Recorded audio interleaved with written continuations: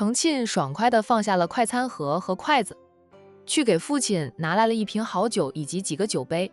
程馆主先是给苏腾满了一杯酒，问苏腾：“苏先生喝酒的吧？”“爸，苏先生平时要应酬，谈生意自然能喝酒。”程沁接了话。苏腾笑笑，应酬谈生意是少不了喝酒，不过我一般不会喝多，顶多就是2瓶啤酒。烈酒的话，只喝1杯，不会让自己喝得醉醺醺的，伤身又容易出事。苏先生这样好呀，喝酒也量力而为，有底线。程母夸赞了苏腾一句。哇，苏腾眉眼都是笑，就程家所有人的品性，他已经摸得一清二楚。要是熟识苏腾的人在场，听到苏腾说的这些话，大概会喷酒吧，顶多2瓶啤酒。亏苏少主说得出口，撒谎也撒得脸不红气不喘的，2打啤酒都放不倒苏少主啊。况且苏少主一般情况下都不会喝啤酒，好不好啊？程馆主呢，又给自己倒了满满的一杯酒，趁有客人在，他得过酒瘾呀。他的2个儿子也是如此。等2位哥哥都给他们的酒杯满了酒后，程沁也想往自己的酒杯满上一杯酒。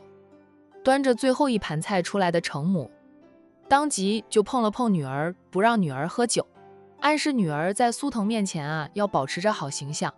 程沁，妈，我喝半杯行吗？大家都可以过酒瘾，他不能过酒瘾，晚上睡觉都睡不着的，会惦记着美酒的香醇。程母瞪他，程沁抿抿嘴，只得妥协。随即他起身去冰箱拿出来了1瓶七喜。不能喝酒就喝点饮料了。苏腾留意到这些，不过他什么都不说，他也要在未来丈母娘面前留下好印象呀。人家当妈的都不让女儿喝酒，他要是让程沁喝酒，丈母娘怎么看他？吃惯了山珍海味的苏腾，在程家吃了一顿普普通通的家常便饭，他竟然觉得特别好吃。饭后呢，又在程家逗留了2个小时，苏腾才起身告辞。程家人一起身相送。程母关心地问他：“苏先生找到住的地方了吗？”“我去住酒店。”程母嗯着，附近就有酒店，让程沁带你去。苏腾求之不得。程沁很快带着苏腾出了门，带他去附近的酒店办理入住手续。远离了程家其他人后，苏腾问程沁：“程小姐很喜欢喝酒吧？”“我们家除了我妈之外，都喜欢喝酒，也喜欢吃辣。但我妈是从你们那个省嫁过来的，不吃辣，不抽烟喝酒。在我妈的管制下，我们也不能喝酒，除非有客人来了。辣吗？我妈也会炒2盘带辣味的菜给我们大家过嘴瘾。她总是说吃多了辣椒就会上火，要我们喝凉茶什么的。”程沁笑道：“我都不觉得吃辣椒会上火，就你们那边的人什么都是说喝凉茶，好像凉茶是万能的一样，感觉就没有什么是一杯凉茶解决不了的问题。云城这边的人爱吃辣，口味也重，更也爱吃面条和馒头包子之类的。不过由于程母是来自粤省，饮食清淡，在她的影响下，程家的饮食也变得清淡了。程母也不会自私到只考虑自己，丈夫和3个儿女都爱吃辣，她也会隔2天就给家人准备2样辣菜。不过看到她每次炒辣菜的时候，都会被辣椒的辣味呛得止渴。程馆主心疼，就不让老七做辣菜了，大家想吃的话就从外面打包回来。原来阿姨是我们那边的人呀，怪不得看到阿姨就倍感亲切。原来是老乡。苏腾一副恍然的样子，第一次见面，那他不好问程母的娘家是哪里的，哪怕他早就知道，程母的娘家是在粤省的一个小县城，离管城很远的，没有高铁，没有机场，回一次娘家，就算是自己开车也需要好几天才能到家。程沁笑道：“老乡看老乡，我妈也特别喜欢你，对你很有好感。事实上，他老妈看到他哥往家里带女孩子，他往家里带男孩子都会特别高兴的。这句话程沁没有跟苏腾说，虽说两个人相处过几天后，都有一种相见恨晚的感觉，像是相处了10几年的老友一样。实际上他们不过是认识几天而已。是苏腾懂得感恩，程小姐跟我回管城喝喜酒，就可以多喝2杯了。苏腾忽然说道。程沁听得两眼一亮，笑道：是哦，刚才我还羡慕我爸和我哥哥们，过2天就是他们羡慕我了。对了，苏先生，你跟我爸说了这件事？说了，城管主说你是成年人，你自己决定就行。程小姐的爸妈都是很开明的家长，那是我爸是很开明的，我妈虽说管得宽，也是个明事理的人。咱们是什么时候去管城呀？他要是早点救了苏腾，估计还能给海童当个伴娘呢，近距离接触到如同里的女主角。程沁想想都开心。明天下午吧，等会儿我就订机票。程小姐需要把你的身份证信息给我，我一起订机票。你说订几点出发的航班？我自己能订机票。程沁本能的不想将自己的身份证信息告诉苏腾，毕竟他们认识才几天。虽说知道苏腾是大公司的总裁，他也觉得苏腾是个好人，总要相处时间长一点，他才能确定自己有没有看走眼。也可以，不过你的来回机票以及在管城的住宿费我帮你包了，是我请你过去陪我参加战少婚礼的，所有费用我给你包了，否则我会觉得过意不去的。这本来是我报答程小姐的，最后还要让程小姐破费，传出去别人会说我苏腾无情无义，这样对待自己的救命恩人。程沁，好吧，那我就厚着脸皮受了苏先生的报答了。苏先生，你真的不用把那件事挂在嘴边的，对我来说不过是路见不平，拔刀相助，一件小事情。苏腾认真的道，对于程小姐来说，那是一件小事，对我来说却是救命的大事呀。程沁噎了噎，也不好再说什么了。他带着苏腾去了附近最高级的酒店，等苏腾办好入住的手续后，他才离开。天黑天亮，日夜交替，2天的时间转眼变过去。今天是管城首富战家大少爷战印及其爱妻办婚礼的大好日子，悠悠山庄的大门敞开，大门迎接着来自各市的商界大佬名流们。客人来了管城，一般都是先去悠悠山庄，之后再由战家安排他们住进这战氏集团旗下的管城大酒店。管城大酒店提前几天就发出了通知，在战印办婚礼期间，管城大酒店暂时不对外营业，腾地方给战家安排客人住下，等今天的婚宴结束后，明天才会恢复对外营业。清晨，太阳公公都还没有起床，那海童就被姐姐叫醒了。战印安排过来的高级化妆师已经过来，等着海童起床，帮他化个适合孕妈妈的淡妆。海童困得很，他昨晚没有睡好，有点兴奋，就姐妹们都来陪着他，那大家也聊天聊了很长时间才睡的。被姐姐叫醒，那他揉了揉眼睛后，偏头看向外面，见到天色刚亮，他又闭上眼睛，嘴上咕哝着姐，让我再睡一会儿吧，我就是随便化个妆，不需要多少时间的，让化妆师先吃点东西。海玲掀开了他的被子，说道，你出门的吉时也早，不现在起来准备，等战印的婚车队来了，你还没有化好妆，他该等得着急了，都是老夫老妻了，他还有什么好着急的？这嘀咕还嘀咕呢，海童还是坐了起来，坐了没2分钟又倒回床上，想扯上被子，嘴上说道，姐，再让我睡半个小时吧。别睡了，赶紧起床啦。那就睡15分钟，真的太困了。海童跟姐姐讨价还价哈。海玲好笑地戳一下他的额，说他昨晚催你们睡觉，个个都像打了鸡血似的，说不困现在叫起床又不想起来。我说洋洋像谁呢？是像你。我也理解洋洋了，每天还没有睡醒就被你叫起来上幼儿园。海童把脸贴在枕头上，打着呵欠，大家都来陪着我说话。我一时说得嗨了吗？以为我今天能爬起来的，现在却觉得眼皮有千斤重，睁开都费劲呀。要不要我往你眼皮上抹点辣椒水？免了。海童再次坐起来，眼睛还是闭着的，人已经下床，想穿上鞋子去洗手间，没有找到鞋，他才睁开眼找他的拖鞋。姐，我的拖鞋呢？这不是可能被我踢进床底了吧？我帮你找找。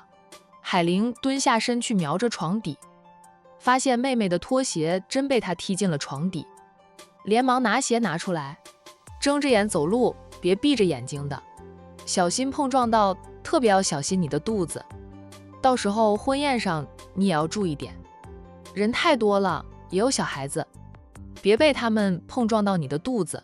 海玲呢，对着妹妹就是一顿念叨。海童边往洗手间走去边说道：姐，这些话你都跟我说了几百遍，我听得耳朵起茧，能够倒背如流了。海玲也笑了，说道：有说那么多遍吗？哎，我怎么觉得才说了2遍呀？我这不是担心你吗？你这一胎怀的不容易，肯定要小心的呀，婚宴上人很多。总之你要注意点，我也提醒了站印的，站印有没有跟你保证不会让人碰撞到我的话？海玲点头，保证了。那姐还担心什么？有了你好妹夫的保证，天塌下来都压不到我，别担心了。这几天为了我的婚礼，姐也操心的够多的了，又不让她帮忙做点事，她动一动，就怕她会动了胎气。蝶生让她坐着或者躺着，她身体那么好，肚里的孩子肯定也是健康且坚强的，哪里会轻易动胎气啊？碍于姐姐的威严，海童这几天还是老老实实的衣来伸手，就饭来张口。那还好他的好友们呢，轮番来陪他聊天说话，就让他不至于太无聊吧。好，姐不担心，不操心了。今天平平安安送你出门，将你交给站印，你的余生都不用姐操心了。快去洗刷吧，我让梁姨给你准备早餐了，等会儿吃点东西。站印怕你会饿着，特意交代，一定不能让你饿着。他对你是真的体贴入微，对站印这个妹夫，海玲那是120个放心，100分的满意。海童心里也是暖洋洋的。哎，他进了洗手间没几分钟，海玲就听到妹妹的呕吐声了。他走进去，站在妹妹的身后，轻拍着妹妹的后背，心疼地说道：这娃也太折腾人了，每天早上起来都要吐一回。海童吐的眼泪都出来了，好不容易止住吐，他洗了一把脸，接过姐姐递来的纸巾擦拭着嘴巴，说道：别像表嫂那样吐到生就好，蓝晶的预产期临近了，海童的婚礼蓝晶都不能来参加，肚子太大，商家上下都不放心，不让她来。那些说孕妇不宜参加别人婚礼，其实就是像商家人担心蓝晶一样，是担心婚宴上人太多，会碰撞到孕妇发生意外。不会的，满3个月后，妊娠反应渐渐消失，那个时候就要多吃点了。我又不控制饮食，想吃就吃了，现在是吃了会吐，没办法的事。海童怀孕后没有沈小军那样圆润，是她有妊娠反应，经常吃了就吐，有时候不会吐，但也不敢多吃，撑着也难受。沈小军没有反应，能吃能喝能睡的人就变得圆润了。沈小军都开始嫌弃自己长胖了，但是肚里揣着小苏南，又不能减肥，也控制不住嘴巴。没怀孕前2个人都是吃货，吃了会运动，能够很好的保持着模特身材。现在怀着身孕，可不能乱动，怕伤到了宝宝。苏南那个充当营养师的表姐又是个爱多管闲事的，最喜欢管着沈小军。我怀洋洋那阵子都没有你这么辛苦呀。医生也说了，每个人的情况不一样，孕吐是没有办法解决的事，忍忍了，吐得再难受，海童都不敢在丈夫面前有情绪，怕战印一时心疼她，学着他表哥商无痕那样想打掉孩子。现在蓝晶的预产期临近了，商无痕更加紧张。蓝晶说她经常半夜醒来，看到商无痕坐在她的身边，盯着她的肚子看。蓝晶现在每天都还会吐，整个孕期就大了个肚子。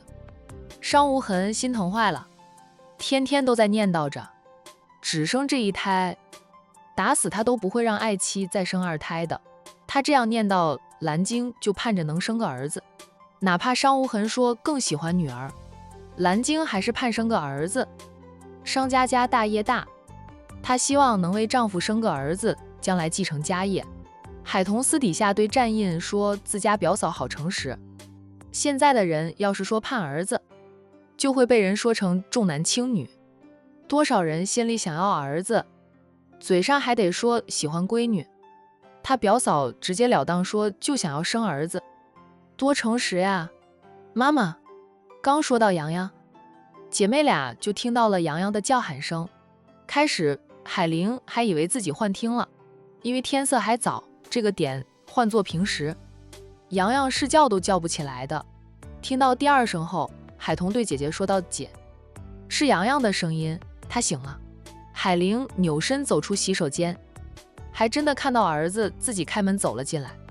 小家伙还穿着小睡衣，看样子是刚醒来的，边走还边揉着眼睛。洋洋，妈妈在这里啊。妈妈，小姨呢？洋洋看到床上空空的，不见了小姨，以为小姨在自己醒来之前就被姨丈接走了，他顿时就扁着嘴，委屈的道：“小姨怎么不等我就出门了？说好了，我当花童的，就小姨不等我，姨丈也不等我。”说着说着，小家伙的脸上挂着2行泪珠了。海玲笑着上前抱起了儿子，帮儿子擦着眼泪，说道：“你小姨在洗手间呢，小姨说了，你当花童就会等着你的，不会把你一个人丢下。”听到小姨在洗手间，洋洋才不哭了，他挣扎着滑下地，小跑进洗手间，看到了小姨在洗刷，他彻底放心了。小姨早呀。洋洋脸上还有着泪痕呢，在打招呼时却咧嘴笑。洋洋早，洋洋这么早就起来了。洋洋说道：“我做了个梦，梦到小姨被姨丈接走了，你们不等我，我在后面追着你们的车跑呢，拼命叫你，你们都不停车，然后我就醒了，醒来就赶紧过来看小姨，还好小姨没有丢下我。”洋洋要给小姨当花童，海玲特意帮他请了1天假，然后接着是周末，洋洋等于可以休息3天。等他小姨3朝回门后，他就要上幼儿园了。为了能多休假，小家伙昨晚还对海童说：“小姨，你和姨丈要是天天都结婚，我就爽了，妈妈会天天帮我请假，我就给你和姨丈当花童。”逗得大家笑得肚子都痛。小家伙遭到了他妈妈的打小屁屁，罚他写了几页数字，写得他手都累死了。洋洋就不明白了，为什么小姨和姨丈不能天天都结婚请客吃饭，还是老实地上幼儿园吧，否则妈妈会对他的小屁屁下重手的。就没有人救他呢？妈妈管教他的时候，连小姨都不会救他，小姨说到做到的，请了咱们洋洋当花童，怎么可能丢下你就走了呢？洋洋放下心来，磨磨蹭蹭了10几分钟，在海玲不停的催促下，海童抱着小外甥赶紧下楼去吃早餐。姨甥俩边走就边小声吐槽着，一个说姐姐真凶，一个说妈妈真凶。这跟在2人后面走着的海玲呢，哭笑不得。长姐如母，她代替着父母，要让妹妹风风光光大嫁。大少奶奶战印安排过来帮。海童化妆的高级化妆师看到海童下楼，连忙起身微笑的问好。海童回以微笑，龚小姐，早，昨晚睡得迟，今早起来的晚，让龚小姐久等了。也没等多久，大少奶奶先去吃早餐。吃完早餐，略作休息，我们再开始。外面的人可能还不知道海彤怀孕。龚小姐由于要帮海彤化妆，站印告诉龚小姐的，提醒龚小姐用些对孕妇没有伤害的护肤品。龚小姐一起吧。龚小姐笑着婉拒，我出门前已经在家里吃过了。她经常会被人请去给新娘子化妆，出门都要走，故而她吃早餐的时间也很早。海彤看看时间，还不到7点。她说龚小姐这么早就吃早餐了。平时出门都早，所以我吃早餐的时间也早，有时候来不及吃了，她才会在主家那里随便吃一点。龚小姐吃过了。海彤吩咐佣人招待好龚小姐，她则带着洋洋进了餐厅。海家从昨天开始就热闹起来。站印从油油山庄那边调了人过来帮忙的。商太太也担心人手不够会累着海玲，同样安排了人过来，然后一心追求着海玲的陆东明，不甘落后，不仅将他私人别墅里的佣人都调了过来，连陆家大宅的部分佣人也调过来帮忙。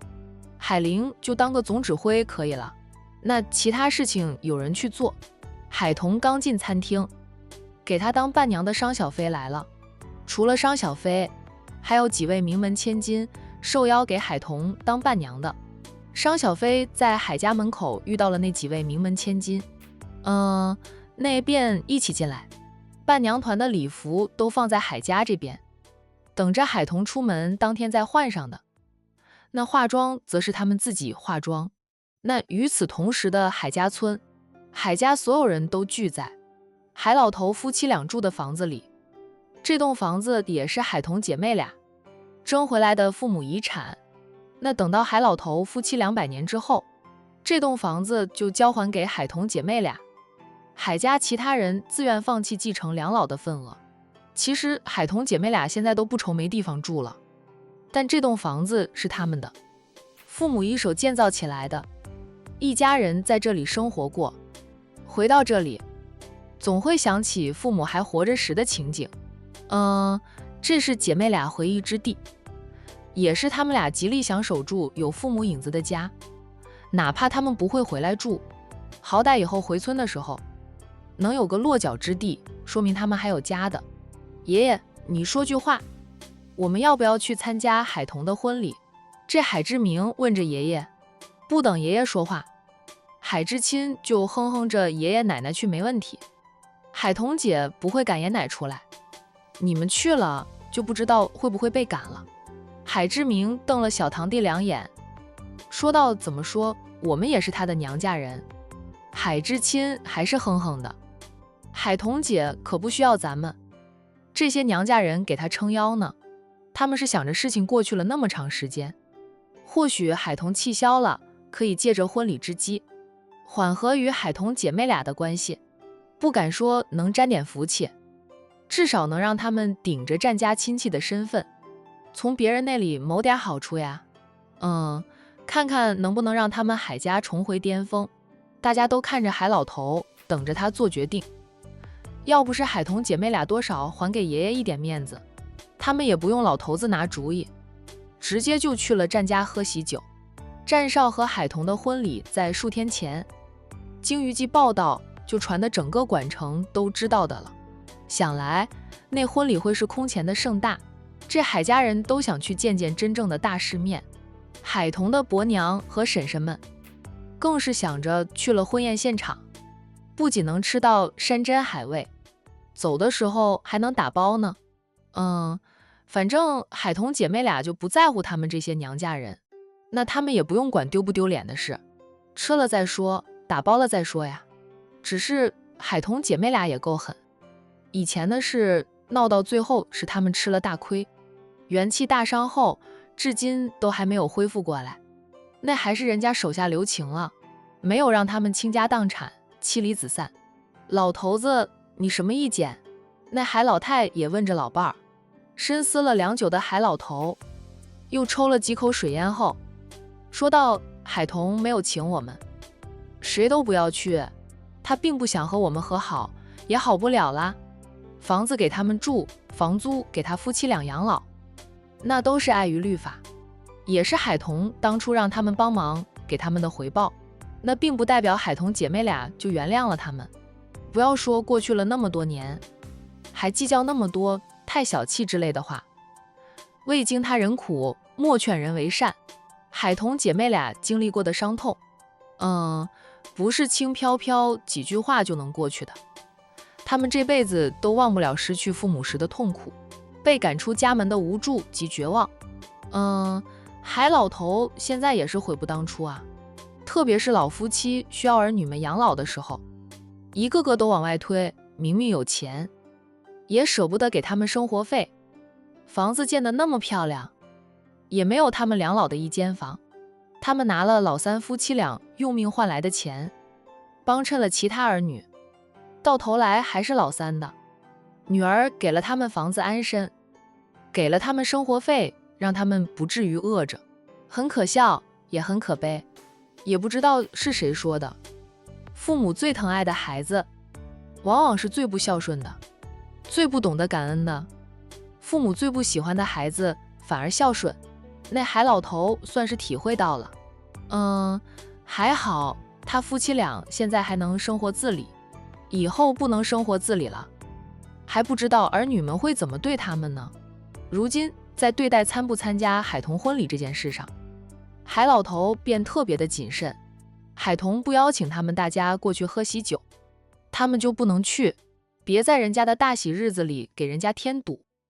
爷爷，我们去了不会搞破坏，就露个面，喝上2杯，给大家一个错觉，以为我们和海童的关系缓解了，不行吗？我们现在混得有多难？爷爷又不是不知道。这海志明不服气地问着爷爷，他是很想去参加婚礼的，他全家都想去。混得再难，你们也还能混下去。最初可能是战少打压了你们，现在应该没有再针对你们了吧？我看你们最近也混得还不错的，混得好，你们也没有生活费给我；混得不好，还问我有多少养老钱，想骗我的钱呢。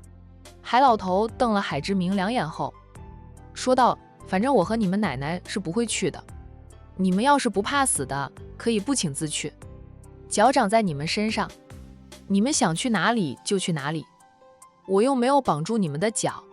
海玲结婚的时候，我们去闹了，有什么好处？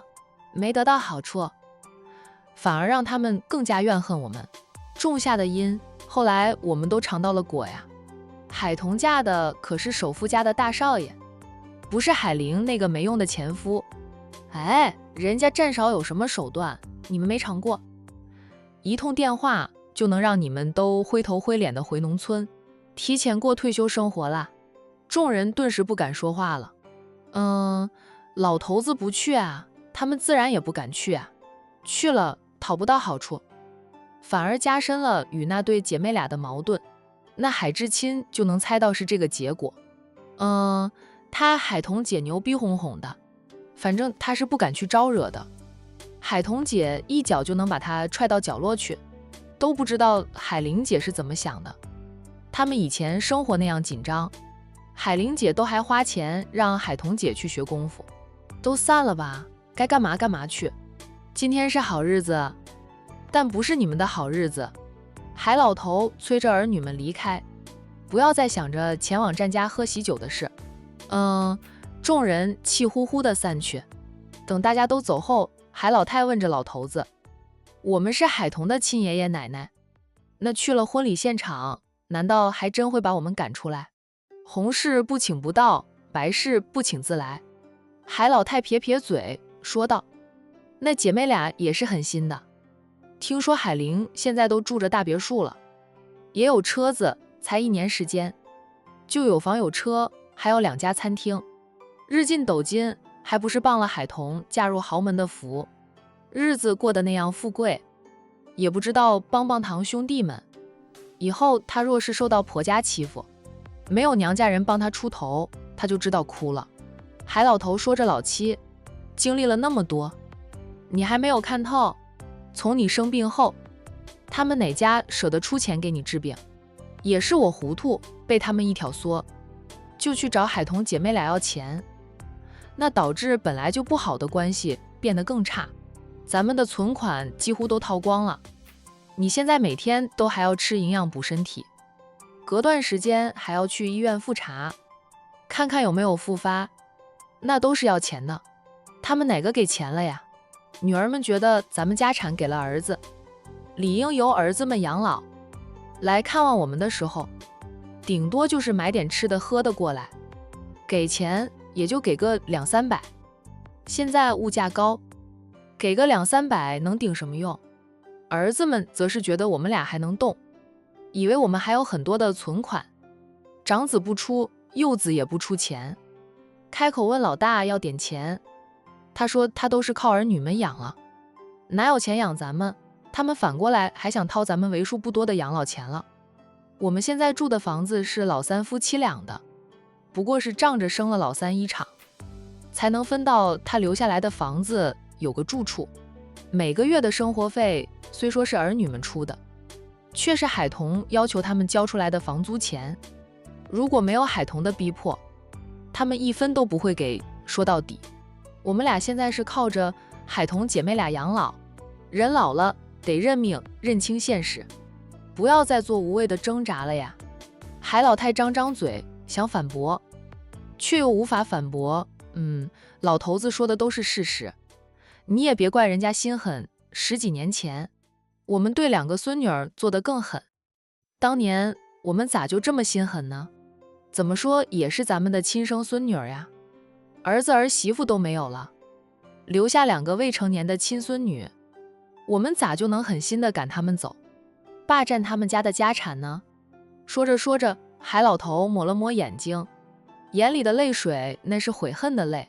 你别听他们挑唆了，咱们俩老老实实的，不给海玲姐妹俩添麻烦，时间长了，他们的怨恨少了，在咱们动不了的时候，说不定海彤看在咱们老实的份上，会给咱们请个保姆来照顾呢。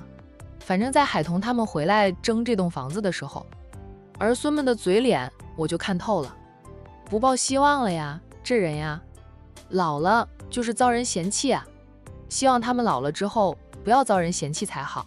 听了老头子的话，海老太也叹口气，行，都听你的，谁想到一帮儿孙，我们最不喜欢最不疼的，竟然成了生活最好的。你说他们会请洪家的人吗？洪家是海彤养外婆的家。海老头摇头，没有。在知道他的婚礼临近时，我就经常去打听洪家那边的情况，知道海彤也没有请他们，洪家当年没有站在姐妹俩的那一边，不给他们撑腰，也不接纳他们，没有给他们容身之所，而且也分走了赔偿款。你以为他们姐妹俩不会记仇，不过是念在洪家终究是养大了老三媳妇，知道海彤嫁入豪门后，洪家也不打扰，知趣得很，才能继续过着平静的生活。老三媳妇的亲姐姐倒是给了洪家一笔钱，撇开他们对海彤姐妹俩的无情后，单独报答他们养大了老三媳妇的，但想再多点好处那是不可能的了。人家洪家也识趣，不像咱们这一边那样折腾，越折腾失去的越多。海老头又重重地叹口气，不再说下去，默默地抽着他的水烟。海彤不知道老家的极品亲戚们还想着喝他的喜酒呢。他的确是没有请他们，用他爷爷的话说，他们当初做的那么狠，他始终放不下，难以原谅。房子给两老住，要求叔叔伯伯们交房租钱，房租给两老当生活费，那是碍于他们终究是他的亲爷奶，房子爷爷奶奶也能继承一部分呀。否则呢，海彤是不想管他们的死活。姐姐曾经问过他的意思，要不要请老家的人来喝喜酒的，他拒绝了。那姐姐也松口气吧。海彤知道姐姐也放不下。姐姐当初和周红林结婚的时候，老家那些人来闹过事，索要30万彩礼，闹得姐姐在婚礼当天就不好过。或许就是从那时候起，为姐姐不幸的婚姻埋下了雷吧。思虑再三后，海彤与丈夫商量过，最后决定在今天会安排人送些东西到海家村，给海老头夫妻俩，还有那些当初帮过海彤姐妹俩的村民。至于他们的叔叔伯伯，海彤是连喜糖都不想给他们一颗。他们想过让他的堂姐整容成他的样子，取代他的位置呢。那人敬他，他敬人，这害过他的人，他不可能再敬着。有血缘关系又如何？他们做出伤害他的事实，可曾想过他们之间还有血缘关系的？海彤就是这样，恩怨分明，有恩报恩，有怨报怨。想让他以德报怨，不可能。他没有那么伟大，不是圣人。被欺负还能笑着对人说没事，坐在梳妆台前，任由化妆师给他化着妆。海彤却想钓鱼，他困呀。小姨，洋洋站在一旁看着化妆师帮小姨化妆的，见到小姨要钓鱼了，他就大叫一声吧。就这是妈妈让他看着小姨的。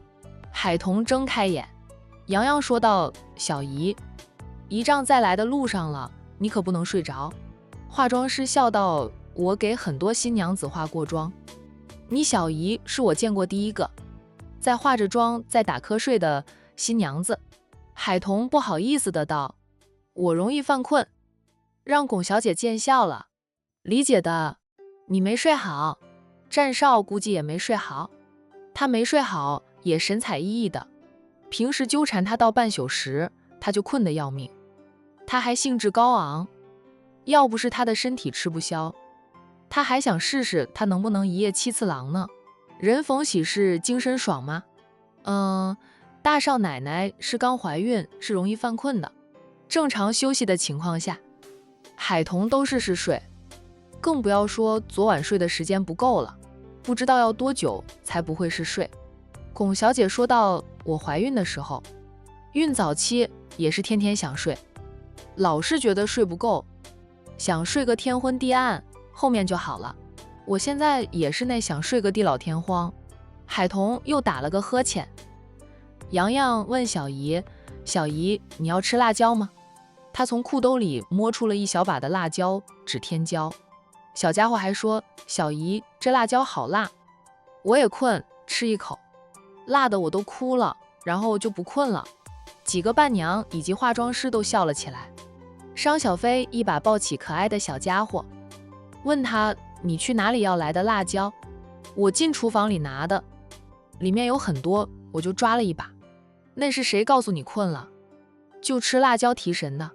洋洋老实的道：没有人告诉我，我就是进厨房里看到好多辣椒，拿了一个咬一口，辣哭了，然后发现不困了，就抓了一把带在身上，想着再犯困就吃一口。表姨，你要不要尝尝呀？好辣好辣的呢。商小飞笑道：表姨不爱吃辣，表姨也不困。海彤笑道：我看到洋洋掏出来的一把辣椒，已经吓走了瞌睡虫，不敢犯困了。